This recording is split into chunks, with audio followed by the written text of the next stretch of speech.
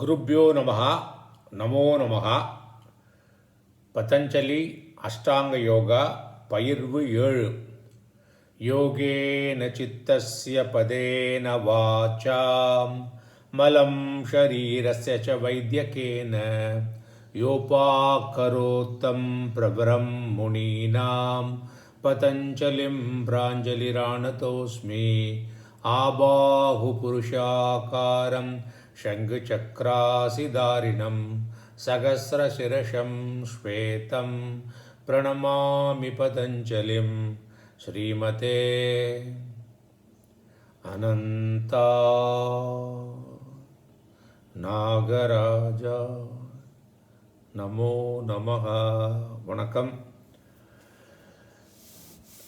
போன போஸ்டிங்கில் ஃபஸ்ட்டு பாதத்தில் 3வது சூத்திரத்தையும் 4வது சூத்திரத்தையும் பார்த்தோம். இதில் நம்ம அஷ்டாங்க யோகத்துக்கு என்னெல்லாம் சூத்திரம் வேணுமோ அது மட்டும்தான் பார்க்க போகிறோம். கம்ப்ளீட்டாக 196 சூத்திரத்தையும் பார்க்க போகிறதில்ல. ஏதாவது சூத்திரத்தில் டவுட் இருந்ததுன்னா, கிளாரிஃபிகேஷன் ஒன்றுன்னா, ஆல்வேஸ் ஃபீல் ஃப்ரீ. அது எனக்கு கடவுள் கொடுத்த ஒரு வரம் நினச்சிப்பேன். தெரிஞ்சதே சொல்லுவேன், தெரியாட்டா நம்மளுக்கு நிறைய ஆட்கள் இருக்காங்க, கேட்டு சொல்கிறேன். அது ஒன்றும் ப்ராப்ளம் கிடையாது. இப்போ பார்க்க போகிறது ஃபஸ்ட்டு பாதம் 12வது சூத்திரம். முள்ள ஆனந்தமாக கேட்டுண்டு, எக்ஸாமினேஷன்லாம் செகண்டரி, முதல்ல புரிஞ்சுக்கணும். நிறைய சான்ஸ்கிரிட் ஸ்டூடெண்ட்ஸுக்காக வேண்டி நிறைய சமாசம் என்ன, சந்தி என்ன, அதோடைய விக்கிரக வாக்கியம்லாம் சொல்கிறேன். மற்றவாளுக்கு அது கேட்டுங்கோ, அது கொஞ்சம் சம்ஸ்காரங்கள் க்ரியேட் பண்ணட்டும். சான்ஸ்கிரிட் ஸ்டூடெண்ட்ஸுக்கு ரொம்ப யூஸ்ஃபுல்லாக இருக்கும். சரியா? எல்லோரும் என்ஜாய் பண்ணணும், எல்லோரும் சந்தோஷமாக இருக்கணும். இது மனசு கடவுள் கொடுத்த கிரேட்டஸ்ட் பொக்கிஷன். 2 பேருக்குள்ள டிஃப்ரென்ஸு. ஒருத்தன் சந்தோஷமாக இருக்கான், நிம்மதியாக இருக்கான் அப்படின்னா அவனோட மனசை செம்மையாக வச்சுட்டு இருக்கான். அந்த செம்மையாக வச்சுக்கிறதுக்கு தான் வழியை பார்க்குறோம் நம்ம. சரியா? ஸோ இந்த டாப்பிக்கை எடுத்தாக்க நிறைய விஷயங்கள் அப்படியே பேசுகிறதுக்கு வந்துடுறது. 15 நிமிஷத்துக்குள்ளே முடிக்க வைக்கணும். சரி, ரைட். 12வது சூத்திரம் ஃபஸ்ட்டு பாதம். அபியாச வைராக்யாபியாம் தன்னிரோதா. அபியாச வைராக்யாபியாம் தன்னிரோதா. இந்த சான்ஸ்கிரிட் வேர்டெல்லாம் சந்தியிலெல்லாம் சேர்த்து போகும்போது அட்டகாசமான வேர்டு அது. அபியாசத்தினாலும் வைராகியத்தினாலும் சித்தவிருத்தி நிரோதத்தை அடைய முடியும். அல்லது அபியாசத்தினாலும் வைராகியத்தினாலும் சித்தியவிருத்தி நிரோதம் ஆகின்றது அப்படின்னு. இங்கேயும் ஒரு பவத்திங்கிறத டு கம்ப்ளீட் பண்ணுறதுக்கு போட்டுக்கணும். சப்ளை பண்ணுறதுக்கு நான் என்ன சொல்லியிருக்கேன்? அத்தியாகாரக கர்த்தவியக அப்படின்னா அத்தியாகாரம் செய்ய வேண்டும், சப்ளை செய்ய வேண்டும். என்ன வேர்டு சப்ளை செய்ய வேண்டும்? பவதி. அபியாச வைராகியாபியாம் தன்னிரோதக பவதி. கம்ப்ளீட் ஆயிடும். சரி, இப்போது அபியாச வைராகியாபியாம் ஒரிஜினல் சூத்திரத்தில் மூலத்தில் இருக்கிறது என்னது? அபியாச வைராகியாபியாம். இது ஒரு சமஸ்த பதம். தன்னிரோதக ஒரு சமஸ்த பதம். 2 சமஸ்த பதம். சமஸ்த பதம்னா கூட்டு சொல், கூட்டு சொல். சரியா? இப்போ அபியாச வைராகியாமுக்கு சமஸ்த பதம்னாக்க என்ன சமஸ்த பதம்னு கேட்டால் துவந்துவ சமாசம் அப்படின்னு பேர். என்ன சமாசம் பேர்? துவந்துவ சமாசம். ராமரும் லக்ஷ்மணனும் அப்படின்னா ராமக ச லக்ஷ்மணக ச இஸ் ஈக்குவல் டு ராம லக்ஷ்மணௌ அப்படின்னு துவந்துவ சமாசத்தில். அதே மாதிரி இங்கே அபியாசக ச வைராகியம் ச அபியாச வைராகியே. அதனால் தேபியாம் அப்படின்னா அதனால் அப்படின்னா அப்படி வரும். அபியாச வைராகியாபியாம். அபியாச வைராகியாபியாம்னா அபியாச வைராகியத்தினால். இன்ஸ்ட்ருமெண்டல் கேஸ், 3வது விபக்தி. அதன் மூலமாக, அதன் மூலம். ஓகே. தன்னிரோதகா. தன்னிரோதகாவும் சமஸ்த பதம், கூட்டெழுத்து. தேஷாம் நிரோதகா ஷஷ்டி தத்புருஷ சமாசம். தன்னிரோதக்கு எக்ஸ்பிளனேட்டரி சென்டென்ஸ் என்ன? தேஷாம் நிரோதகா. தத் நிரோதகா. சரி, இந்த தத்து நிரோதகா எப்படி தன் நிரோதகா ஆச்சு? இது ஷஷ்டி தத் புருஷன் மாசம். இங்கே சந்தி வந்துடுறது. சமாசத்தில் சந்தி நித்தியம், கம்பல்சரி. சான்ஸ்கிரிட் ஸ்டூடெண்ட்ஸுக்கு ஒரு வேர்ட்ஸ் சொல்கிறேன். சம்ஹிதா ஏகபதே நித்யா, நித்யா தாத்து உபசர்கயோஹோ நித்யா சமாசே. சமாசத்தில் சம்ஹிதான சந்தி நித்தியம், கம்பல்சரி. இல்லை என்றால் அது தப்பாகிவிடும். வாக்கியே து சான சம்ஹிதா விவக்ஷாம் அபேக்ஷதே. வாக்கியத்தில் சென்டென்ஸில் நம்ம வேணும்னா யூஸ் பண்ணிக்கலாம், சந்தி வேண்டாட்டா பிரிச்சுன்னு பேசிக்கலாம். சரியா? ஆனால் சமாசத்தில் within A word Tattva உபசர்க்கம், verbal root and prefix கண்டிப்பாக சந்தி பண்ணியே ஆக வேண்டும் உச்சாரிக்கும் போது.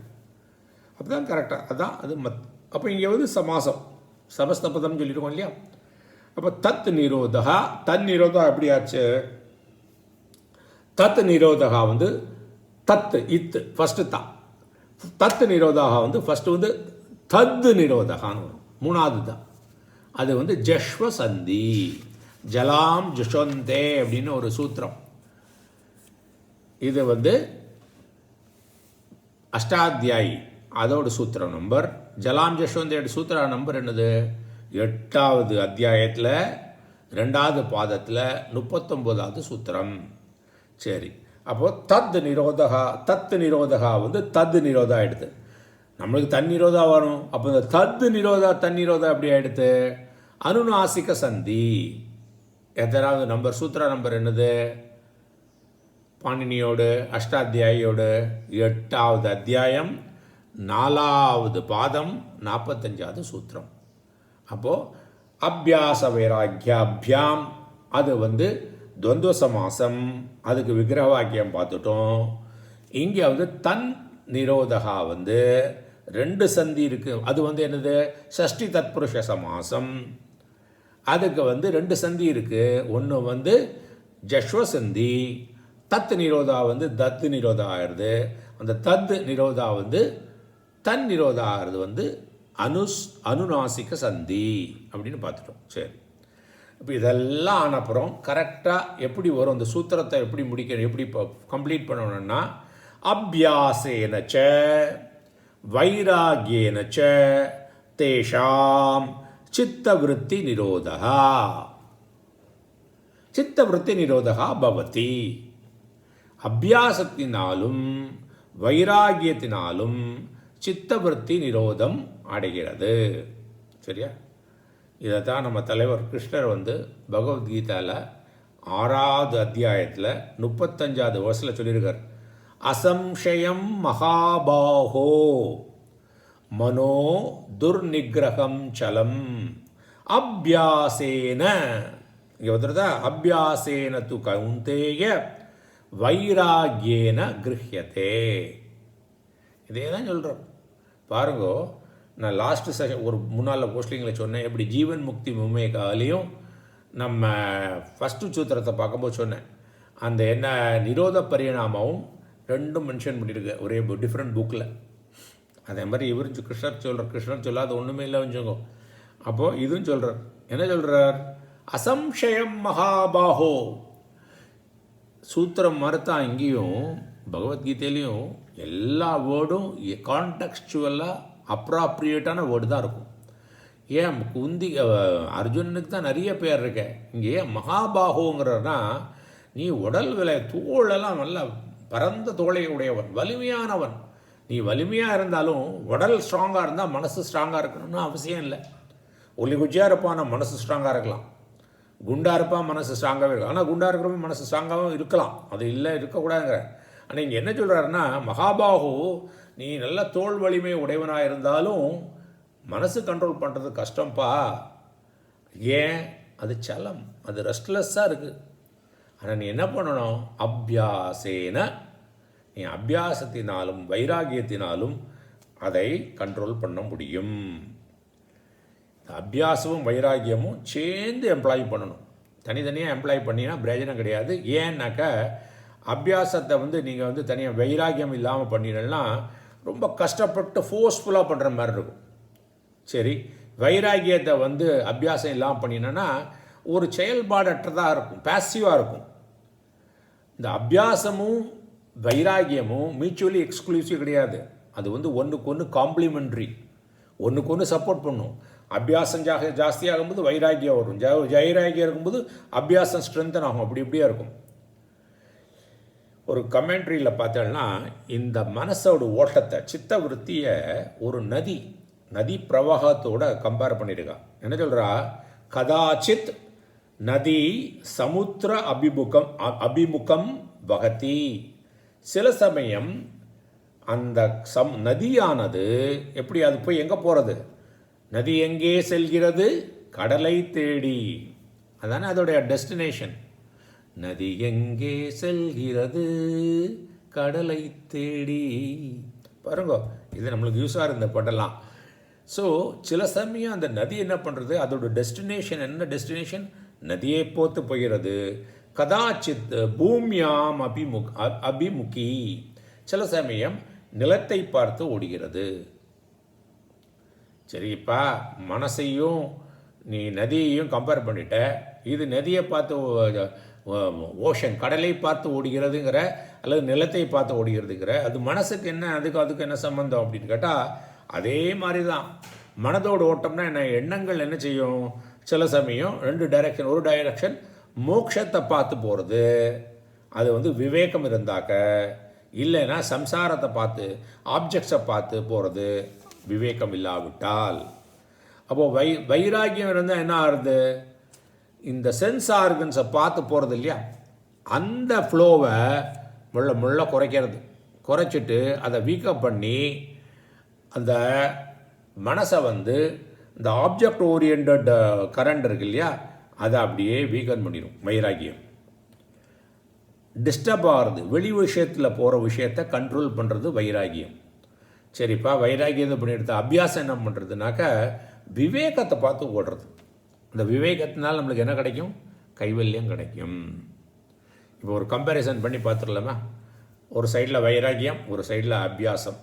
ஒரு 3 பாயிண்ட் ஆஃப் கம்பேரிசன் பண்ணலாம். ஃபர்ஸ்ட் வந்து வைராகியம். அது என்ன பண்ணுறது? Weakens the flow of thought towards the sense objects. Sense ஆப்ஜெக்டை நோக்கி அந்த மைண்டு ஓடுறது இல்லையா, அதை வீக்கன் பண்ணுறது. இதுக்கு ஏத்தாப்பில் அபியாசத்துக்கு என்னது? இது strengthen the flow towards viveka. டிஸ்கிரிமினேஷனுக்கு போகிறதுக்கு அந்த தாட்டை ஸ்ட்ரென்தன் பண்ணுறது. வைராகியத்தில் வந்து 2வது பாயிண்ட் அட்டாச்மெண்ட்டாக குறைக்கிறது. இது என்ன செய்கிறது? நம்ம வந்து ரிப்பீட்டட் அந்த அபியாசம் வந்து திரும்ப பண்ணுறதுனால அந்த டிசைடு டைரக்ஷன், அந்த கைவல்யத்தை நோக்கி போகிறத எஸ்டாப்ளிஷ் பண்ணுறது. திரும்ப வைராகியம். அப்போசிங் கரண்ட், அதை தடுக்கிறது. அப்போசிங் கரண்ட்னா என்னது? அது வந்து விஷயங்களை வந்து குறைக்க பார்க்கறது இல்லையா, இந்த அஃப்ளோவை. அதுக்கு ஏதாவது இடையில வந்துன்னா அது தடுத்துருவது, குறைச்சிருவது, ரிமூவ் பண்ணிடும். அபியாசத்துக்கு என்ன சொல்கிறார்? லிபரேட்டிங் கரண்டை வந்து ஸ்ட்ரென்தன் பண்ணுறது. ஸோ வைராகியம் என்ன பண்ணுறது? வெளி உலகத்தை நோக்கி சொல்லுகின்ற மனத்தை கட்டுப்படுத்துகிறது. அபியாசம் என்ன பண்ணுறது? விவேகத்துக்கு நோக்கி போகிறத ஸ்ட்ரென்தன் பண்ணுறது. ரெண்டும் ஒன்று. ஒரு பறவையோட 2 இறக்கைகள் போல, ரெண்டுமே அந்த பறவை பறக்கிறதுக்கு, அந்த டைரக்ஷனை நேவிகேட் பண்ணுறதுக்கு எல்லாத்துக்கும் ஒன்றும். அப்போ இந்த அபியாச வைராகியம் அப்படின்னால ஃபைனல் ரிசல்ட் என்னது? ரிசல்ட்டை வந்து வெளிநோக்கி போகிற மனசை கண்ட்ரோல் பண்ணி விவேகத்தோடு உள்நோக்கி எந்த ஆப்ஜெக்ட் ஆஃப் மெடிடேஷனோ அதை நோக்கி போய் இந்த நதியானது கைவல்யம் என்ற கடலில் கலந்துவிடும். நல்லா இருக்கா? அப்போ அந்த கம்பேரிசன் சென்சிபிளாக இருக்குல்ல? சரி, இது ஒரு ஃப்ளோ சார்ட் மாதிரி வேணும் ஸ்டூடெண்ட்ஸுக்கெல்லாம். சார் எங்களுக்கு எக்ஸாமுக்கு ஒரு ஃப்ளோ சார்ட் மாதிரி போட்டு கொடுக்கணுன்னா எழுதிங்க. முதல்ல மேலே எடுத்துக்கோ, சித்த நதி. சித்த நதினா அந்த மனசான்ற நதி. அதை 2ஆக பிரிச்சுங்கோ, left hand side, right hand சைடில். ஒன்றில் வந்து விஷய அபிமுகி, விஷயத்தை நோக்கி சொல்லுகின்ற எண்ணம், அதுக்கு பேர் சம்சாரம், சம்சாரக. இன்னொன்று வந்து விவேகத்தை நோக்கி சொல்லுகின்ற மனம், அது கைவல்யம், கைவல்யத்தை நோக்கி போகின்றது. அந்த விசேஷத்தை நோக்கி போகிற முகத்தை வைராகியத்தினால குறைப்போம். அப்புறம் அபியாசத்தினால அந்த விவேகத்தை, முதல்ல விஷயத்தை நோக்கி போகிற எண்ணங்களை வைராகியத்தினால் குறைப்போம். அப்புறம் கைவல்யத்தை நோக்கி போகிறது, அந்த விவேகத்தை வைத்து கொண்டிருக்கிற மனசு இருக்கு இல்லையா, அதை ஸ்ட்ரென்தன் பண்ணுவோம் அபியாசம். அப்போ இது ரெண்டும் எடுத்துனா என்ன ஆயிடுச்சு, வெளியில் போகிற எண்ணத்தை குறைச்சாச்சு, விவேகத்தோட கைவல்யத்தை நோக்கி போகிற எண்ணத்தை ஸ்ட்ரென்த் பண்ணிட்டோம்னா நம்மளுக்கு என்னாகும், விவேக மார்க்கம், விவேக பாதை ரொம்ப ஸ்ட்ராங்காக ஆயிரும் விவேகம். அப்போ என்னாகும், சித்த விருத்தி நிரோதா, மனதின் எண்ணங்கள் நெறிப்படுத்தப்படுகின்றன. அதோட பலன் என்ன, கைவல்யம். அடிஷேக்க வந்துவிட்டோமா இல்லையா, நம்ம எங்கேருந்து ஆரம்பித்தேன். சரி, இன்னும் 2 நிமிஷம் எடுத்துக்கிறேன். ராமானந்த சரஸ்வதி கமெண்ட்ரியில் என்ன சொல்கிறேன்னா, இந்த அபியாச வைராகியம் ஒரு மெச்சூர்டு உத்தம அதிகாரிக்கு அப்படிங்கிறார். அவங்க ஏற்கனவே மனசை கான்சன்ட்ரேட் பண்ணி பழகினவங்க. அதனால இந்த அபியாச வைராகியம்னா அதுக்கு என்ன அர்த்தம்னா, இங்கே என்ன சொல்கிறாருன்னா, தாரணா தியானா சமாதி. ஏன்னா ஏற்கனவே இவங்க யம நியமக ஆசனா பிராணாயம் பிரத்யாகாரம்லாம் பண்ணி பண்ணி பழகிட்டதுனால இந்த அபியாச வைராகியம், இங்கே அபியாசம்னாக்க மெச்சூர்டு உத்தம அதிகாரிக்கு தாரணா தியான சமாதி அப்படிங்கிறது. அப்போ ஏற்கனவே நம்ம இன்ட்ரோடக்டரி செஷனில் பார்த்தோம், ஏன் அஷ்டாங்க யோகா எடுத்துகிட்டு இருக்கோம்னாக்க நம்மளை மாதிரி நார்மலாக இருக்கிறவளுக்கு அஷ்டாங்க யோகம் தான் மீன்ஸு. உத்தம அதிகாரிக்கு அபியாச வைராகியா மீன்ஸ் லாஸ்ட் 3 அங்கம் மட்டும் போகிறோம். இந்த நடுவில் இருக்கிறவங்களுக்கு நம்ம என்ன சொன்னோம், கிரியா யோகா பண்ணால் போகிறோம். தபஸ்வாத்தியாய ஈஸ்வர பிரடிதானானி கிரியா யோகா. அவங்க டிசிப்ளின்டாக இருந்து தன்னுடைய நேச்சரை பற்றி ஸ்கிரிப்சர்ஸ் எல்லாம் படித்து கடவுளுக்கு டெடிகேஷன் பண்ணால் அவங்க மிடில் இருக்கிறவங்களுக்கு போகிறோம் அப்படின்னாங்க. ஸோ இதோட இந்த செஷன் 7வது செஷனை பூர்த்தி பண்ணுறேன். முள்ள போகிறோம், என்ஜாய் பண்ணி 2 விஷயம் ஆப்ஜெக்டிவ். ஒன்று புரியணும், 2வது என்ஜாய் பண்ணி ட்ராவல் பண்ணணும். அது 2 தான். அதை நினச்சி தான் குறிக்கோள் வச்சு தான் இதை மாதிரி இவ்வளோ டீட்டெயிலாக கொடுக்குறேன். இல்லைன்னா அந்த சூத்திரத்தை எடுத்து அதுக்கு பத்தத்தை வேர்டு பை வேர்டு மீனிங் கொடுத்துட்டு போயிட்டே இருக்கலாம். ஆனால் அது மனசில் நிற்காது, புரியாது. ஓகே, அப்புறம் ஒரு என்ஜாய்மெண்ட், இது மாதிரி எக்ஸாம்பிளாக கொடுத்தா நல்லா ஜேர்னி நல்லாயிருக்கும். குருப்யோ நமஹா, நமோ நமஹா.